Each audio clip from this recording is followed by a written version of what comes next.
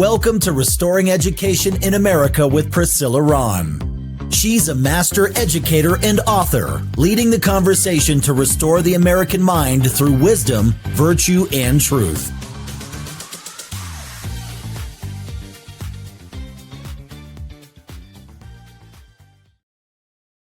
Welcome everybody to Restoring Education in America. I'm your host, Priscilla Ron, and I'm so excited that you decided to join the conversation today. I have an amazing guest who's in the cyberspace at higher ed level, and I'm going to bring her onto the stage right now. Welcome, Mrs. Kori Salazar. Hi, Priscilla. Thank you so much for having me. Excited to be here today. I love this topic because I have talked a lot about the future of our young people and what they're focusing on. But before we get too far into the conversation, I'm going to share your bio with our listeners. Kori Salazar taught at the university level in the Denver metro area and has master's degrees in both communication and business administration. Previously, she managed a large nonprofit youth program that connected high school students with career and post-secondary options to improve student retention. She has also lived and worked in both Mexico and Costa Rica and built relationships with people from a variety of backgrounds.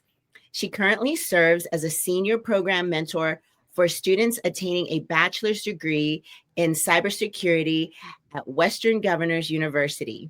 Kori has been married to her husband for 10 years and has a stepson who attends university in Scotland. I'm like, wow, what a bio, Kori. I'm excited to get into the conversation. So here's my first question for you. What first sparked your interest in cybersecurity, and how did that lead you to your current role at Western Governors University? Well, it was kind of a reverse process. So it was my interest in higher education, working with students, that led me to cybersecurity. So it was kind of backwards. I was teaching at University of Denver and Metro State University and was looking for, being able to continue working with students, and found this opportunity at Western Governors University. And they were looking for mentors. So I had previously done some coaching. And so they were looking for professors that also had a coaching background. And that led me to be able to start working with students in cybersecurity. Now that I've been there almost 4 years, my understanding of cybersecurity has, of course, tremendously grown. And the students that I work with, I feel really, really blessed that they're on the forefront of being able to help. There's so many things that are happening in the world of cyber. And I tell all of them, we're going to need all of you, because the attacks are going to continue to increase and get more sophisticated. And humans are much smarter than AI when it comes to sophistication about understanding those attacks. So I keep trying to encourage students, AI is not going to replace you. We're going to need you because of AI. One of my friends brought that up to me before about AI taking over and it costing more taxes to pay for AI. Is that a topic of conversation that you are discussing these days as well? Well, there is the concern about, the data centers are going to cost a lot of money. They're going to take a lot of water, a lot of electricity, a lot of energy. So that's something, definitely to be conscious of. And as far as replacing humans, of course, what I see is that humans are going to be training AI. So we're going to need more people in cyber that are training AI to be able to understand different attacks, but ultimately it's human beings that are doing the attacks most of the time. I mean, they're the ones training the AI to do the attacks. So we're always going to need humans to be able to have that understanding of human behavior, which I don't believe AI can ever get that level of those nuances of human behavior. I think is going to have to stay with humans. If that makes sense. So we don't have to worry about all of the movies that we've seen about robots taking over and becoming intelligent, because that is kind of scary to think about. That could potentially happen. I mean, is that a reality that computers could take over? Well, I think the more that we are training AI, and even you can put in prompts like talk to me in a certain way, I think that is a real fear. But I think it's going to continue to learn from all the inputs. So, but I don't know. I guess maybe this is naive, but I don't see it replacing us. It could take some different jobs, just like the automation has happened in the past with, manufacturing. Some of those sort of routine or repetitive position, jobs that people have, maybe those will be replaced, which would allow people to do more sophisticated types of work, more creative, more brainstorming, problem solving. So hopefully that allows people to get higher up in their position and that AI takes some of the lower positions. But of course, we still need those people in those entry-level positions as well. So it's definitely a little complicated. It's refreshing to know that you're in a career field where you're counseling and supporting young people who are in this career field. We went through this phase where millennials were graduating with PhDs in gender studies and things that they really couldn't find good paying jobs in outside of academia.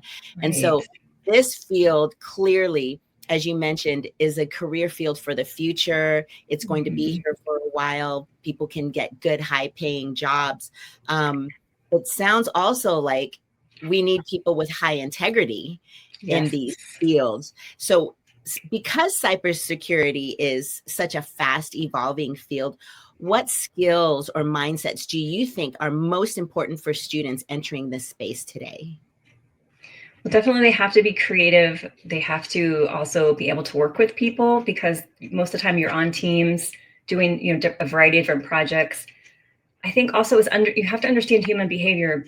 I always tell students, it's like people that are doing the attacks or training AI to do the attacks, you have to understand human behavior to understand like what's their ultimate motive, and then be it's like a chess game, right? You have to kind of be ahead of the game, like what's going to be their next move, and are we planning for that next move so we can thwart that next move. And then if we have to end up doing like a lot of I have quite a few students who, while they're in school, have already been they're working in the field of cyber. So a lot of them do what they call incident response. So some company's been attacked and they have to go do an incident response to figure out how to, remediate the attack, and then put in place something to prevent further attacks. So each time that happens, they're learning those skills again, like how to work with different people, how to work with stakeholders, how to talk to different companies, because some of these people are contractors coming in and talking to companies, and people are really upset because they got attacked. So having those people skills is huge. Obviously, it's a very technical field. So, in the program that I work in, the courses the students going through are very technical. It's a very challenging program. So being able to have resiliency and perseverance, because it is a self-directed program. So you don't have an instructor saying, you need to turn this in on this day, you need to take a test on this day. They're working with me and we're putting those in place. But you can move those if no one's forcing you, as far as like you have it on the calendar at your school that you have to test on Friday. So that lack of rigidity from outside requires students to be really internally driven and have a lot of self-discipline, have really good time management skills, which again will all translate on the job. Because I always tell them, if you have a project due to your boss, would you push it out a week? Probably not. So what makes you think you can push out a test a week just because you're not prepared? How can you make sure that you're prepared to test on time? Because you're going to have a lot of deadlines at work that you can't push out. So it's a lot of, even though it's technical, it's a lot of those sort of soft skills, right? So communication, relationship building, creativity, brainstorming, problem solving, and then communicating that, how do you talk to people that aren't in the field and make them understand those technical components as if it's, as if you're talking to like a fifth grader instead of talking to someone that's also in the field with you. My guest today is Kori Salazar, and we're talking all things cyber AI at the university level. And she works at Western Governors University. This is a university I hadn't heard about. Can you tell us a little bit more about WGU and how they help students balance education with work and family responsibilities? Yes, so it's actually a really interesting model. The idea was conceived back in let me just check my notes, 1997 with so the governors of Utah and Colorado were sort of the initiators, and they were joined by 12 other governors of different Western universities. And the idea at that time, because this is, of course, 1995 was when the idea was conceived, and then the university was founded in 1997. But 1995, you think back, that was like the very beginning of when the internet was starting to explode. And so these governors were on the forefront in deciding, we want to make sure we're expanding education on the internet to people that are, working full time, maybe have families, and then need to finish that degree in order to move up in their field. So they also designed it to be a competency-based education, which means students can come in, for example, if you've been in the IT field for a while, or even in the, cybersecurity for a while, but you need that degree, you can come in, and if you're able to complete your courses rather quickly because of your previous experience, then there's no one's going to hold you back. For, how in traditional universities, you may be stuck in a class for 4 months and you'd be like, I already know all this stuff. I could teach this stuff, but you have to take that class, and it has to take the semester for you to pass it. Whereas at Western Governors, you can get in and you can finish that class in a week, a couple weeks, if that's because you're coming in with that knowledge, and they are honoring that knowledge that you already have and not penalizing you, right? So you don't have to spend 4 years trying to get a degree. If you come in with education and experience, you can finish that degree in 2 years or a year. So it's really geared towards people who are already in the field or who are motivated to get into the field more quickly than going through a traditional 4-year program. Yeah, I find that fascinating because most high school graduates, they know about their local state university or some of the bigger name universities. So this one being online is kind of tucked away and it's very specialized. How do young people find out about this? Or is there kind of a world of high school cyber AI kids who kind of geek out on this, and everybody says, oh, Western Governors University is the place to go? So how do young people find you? Well, interesting enough, we are finding a lot more young students are coming. And I believe part of that is because of what happened with 2020, that a lot of those students had to do online education. So now they're seeing online education as a feasible option for them. Those young students I do have also are the students that don't want to wait 4 years to get into the field. They want to be able to accelerate their path, which I appreciate, wanting to get out and get to be earning sooner. So, so part of it is the preparation they had having to do online learning during the 2020, 2021. The other part is that, a lot of them have done a lot of IT and build their own computers, have their own gaming systems, have that sort of more technologically savvy skills.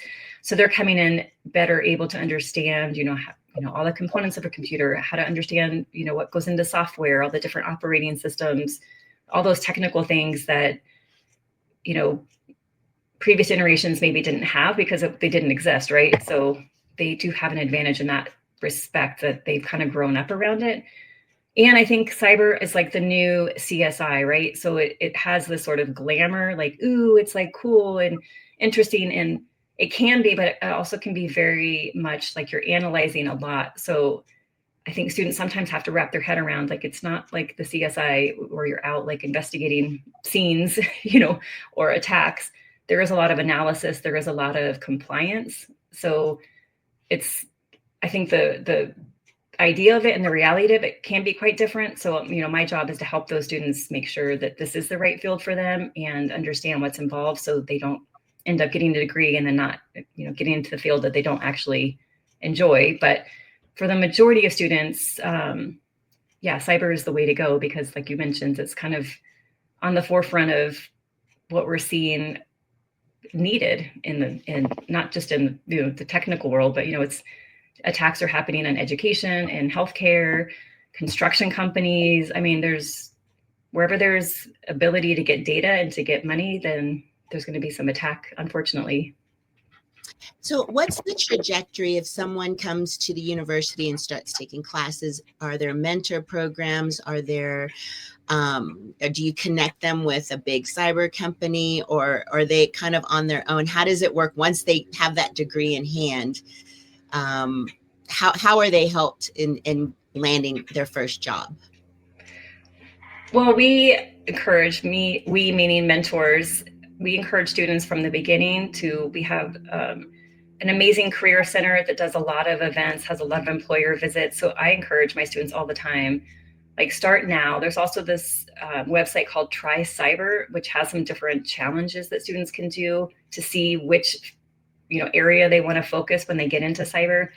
So I always encourage them to do that, and then to start already while they're in school, to start looking at, what are the different companies out there? What are the different positions that are interesting, to start networking. We have an amazing cyber club that also does have employers to come visit and talk about different, jobs within the field. But the idea, I always am pushing for students, like, get a job while you're still in school. And then once you get out, you can continue to move up, hopefully, move up in the field, because you're going to have to, probably start somewhere in the entry level. But if you can do that while you're getting your education is going to be more relevant, and you're going to be able to move up more quickly once you get out, versus it's hard when you get your degree and then you're trying to go find a job, right? It's a little bit easier if you can do it at the same time, which I know is challenging for a lot of people because you have to balance a lot, but it also makes their education more relevant. And I think when you have more to do, you're able to get more. So, working and going to school, I think it's actually a good thing. Yeah, they always say the busiest people get the most done, right? Right. Yes. In the public education field, we have to get certified by the state. We have to, get a degree, and then you have to get licensed. Is it that same thing with cybersecurity, or is it once you get a degree, it's mainly the knowledge that you have to show, or is there a certification that you have to get? Well, the cyber program at WGU, we have students as part of their program, as part of their degree, they complete 15 certifications. And those certifications are what make them even more attractive to employers. So they're getting certified in, cyber defense and penetration testing, and, Linux essentials. So some of the, programming components. So when they are interviewing or talking to employers, they can talk to the skills they have, but also the certifications that they have, which those certifications are highly desired by employers, because then employers know, okay, you have a base level, we may need to train you on our proprietary, system, but you're coming in with some, pretty, solid technical skills. So certifications is all the thing in cyber.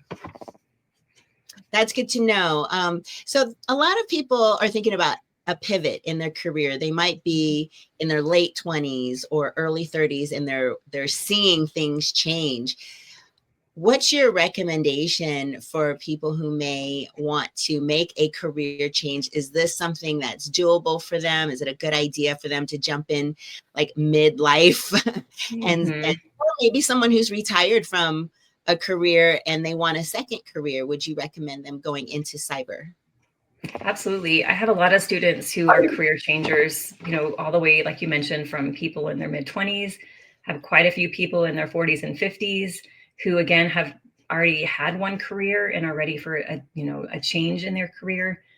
And the nice thing about WGU too is they can start with me in cyber, and I have quite a few students who then, after maybe 6 months, because our terms are 6 months long, they may decide, what, I want to explore. Maybe I want to get into, cloud security or IT, like just a basic IT degree, or maybe I want to get into the School of Education or the School of Health. And being a student at WGU, we can make that change for them. So if they decide they want to get out of technology and do something different, they can still complete a degree with WGU. Or if they want to stay in technology but decide cyber is not for them, we have 12 other, technology programs they can get into. So they're not stuck, which is really nice. They can come in and, have their opportunity to play in cyber. And then if it doesn't work out for them, they can change. But I would say the majority of my students who come in are looking for a different career. I've, just recently, I would say the last year, we've gotten some, students who don't have experience, who are coming right from high school, but that's kind of a new trend.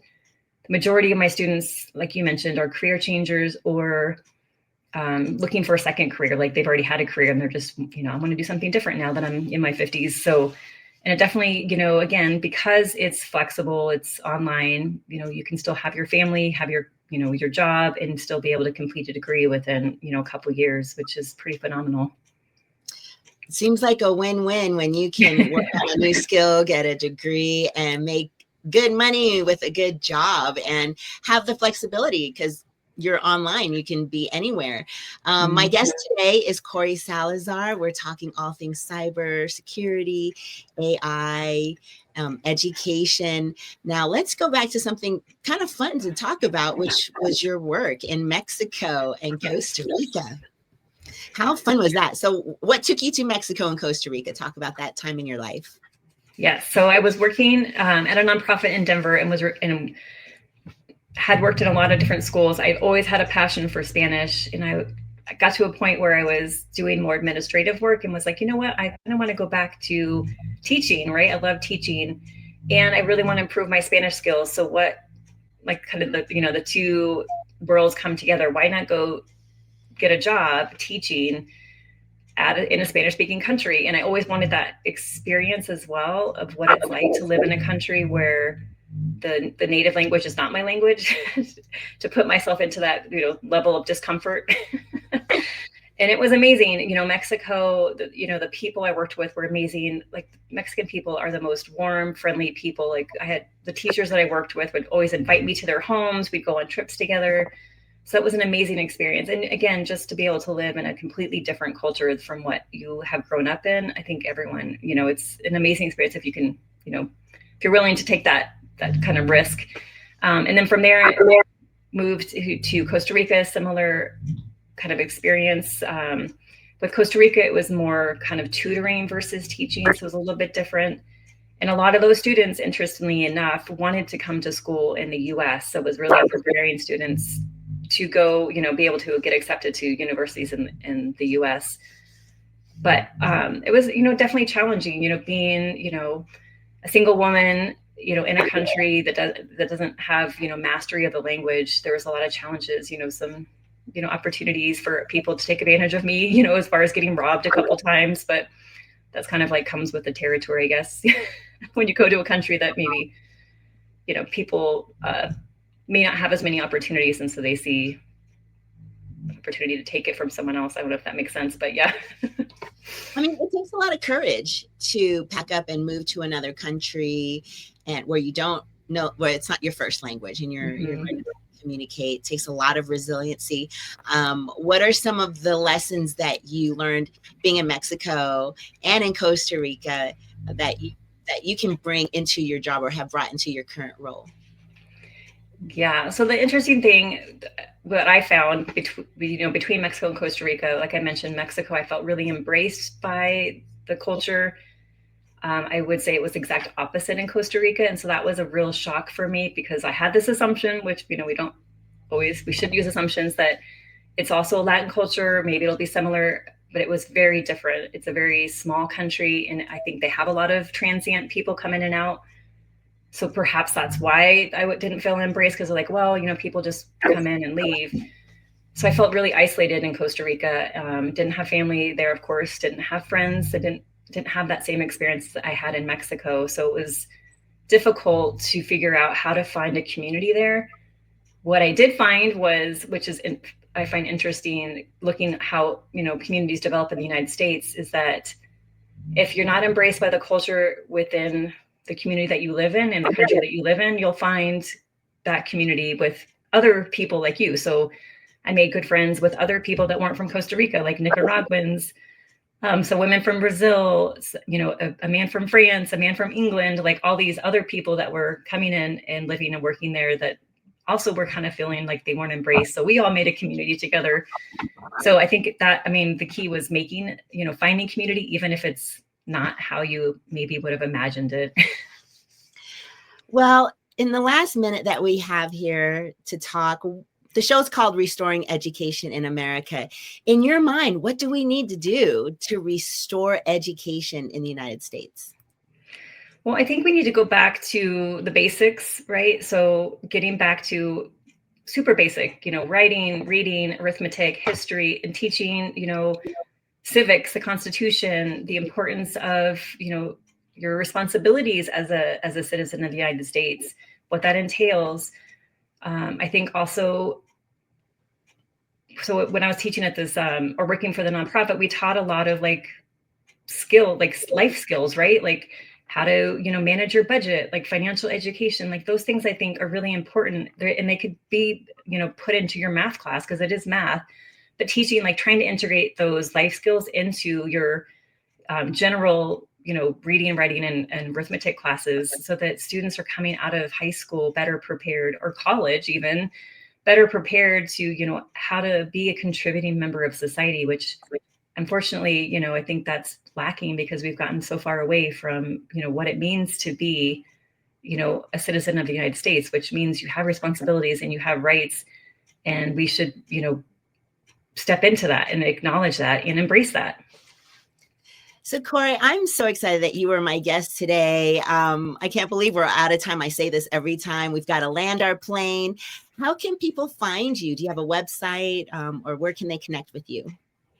Well, my only website currently, I also am on city council in my city. So my website is my city council website, which is just vote Kori Salazar, VOTE, speaking of civic, responsibilities. So that's how people can find me. That's also the same handle that I have on TikTok, on Instagram, and on Facebook. And the university you are at, tell us where people can go to find out more about the university. Yes, definitely check it out. It has amazing opportunities and it's perfect for a lot of people at a lot of different stages of your life. So it's wgu.edu. So the next time we'll have to talk about your time on city council as well. I think that's fascinating. We didn't get to that. I always love having conversations with other educators and the wonderful work that you are doing. And all my best to your stepson who's in Scotland doing wonderful. What's his major? In neuroscience. Oh my goodness. Yeah. Very, very cranial people in the family.